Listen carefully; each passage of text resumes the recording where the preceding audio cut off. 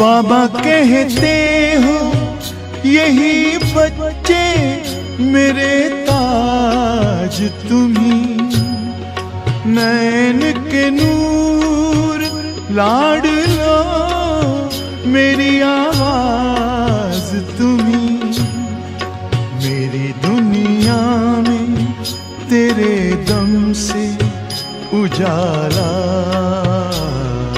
है, तुम्हारे साथ का अनुभव बड़ा निराला है।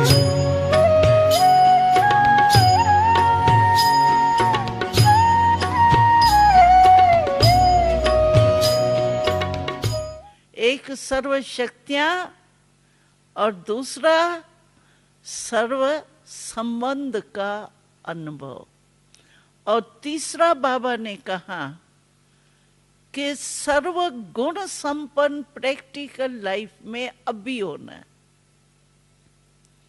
ऐसे नहीं सतयुग तक अंत में हमारे में थोड़ा ये गुण कम है ना, अच्छा अंत तक संपूर्ण हो जाएंगे। अंत में आपको देखेगा कौन संपूर्ण हुई या नहीं हुई। पेपर तो आपने दिया ही नहीं, पास कैसे हो जाएंगी। मानो मेरे में निर्णय शक्ति तो ठीक है, लेकिन मेरे में जो है वो अंतर्मुखता का गुण मतलब कम है। मानो मैं ज्यादा वो बोलचाल में आती हूँ, थोड़ा हल्के रूप में रहती हूँ, अंतर्मुखता का अनुभव हमको नहीं है। मानो अंत में मैं समझूं नहीं, अंतर्मुखता का गुण जो है ना वो मैं लास्ट तक संपूर्ण हो जाएंगी। लेकिन पेपर कौन लेगा मेरा अंतर्मुखी है या नहीं है। पेपर तो अभी देना पड़ेगा ना, तभी तो पास मार्क्स मिलेंगी। इसीलिए बाबा कहते हैं कि सर्व शक्तियां, सर्व संबंध और सर्व गुण, ये तीन बातें आप अपने में चेक करो। अगर इन तीनों में से एक भी कम है ना, भाई गुण एक नहीं है तो कोई अर्जा नहीं, अंतर्मुखता नहीं है, रमणीक हूं मैं, ठीक है, लेकिन अंतर्मुखता के बिना आप मनसा सेवा नहीं कर सकते। जब अंतर मन में शक्ति भरे, अंतर्मुखी होके अंतर मन में शक्तियां भरो, तभी मनसा सेवा आप कर सकती। नहीं तो मनसा सेवा आपका यहां से यहां तक ही नहीं पहुंचेगी। मनसा विश्व की तो बात ही छोड़ो। मैं समझो इस भाई को मेरी अंतर्मुखता की अभ्यास है ही नहीं। पहले तो अंदर मन को आत्मक रूप में स्थित करूं, ये है अंतर्मुखता। और अंतर्मुखता का रहस्य बहुत अच्छा है। आप देखो, अंतर्मुख कहते हैं, मुख क्यों कहते हैं?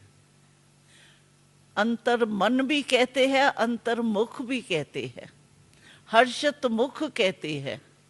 मुख शब्द क्यों कहते हैं?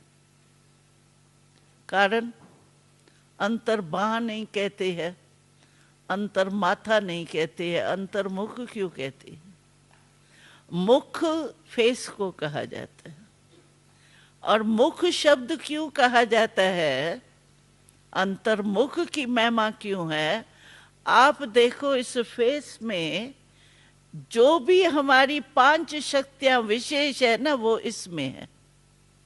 सोचो देखो, निर्णय शक्ति है, बोलने की शक्ति, देखने की शक्ति, सूंघने की शक्ति, खाने पीने की शक्ति कहाँ है?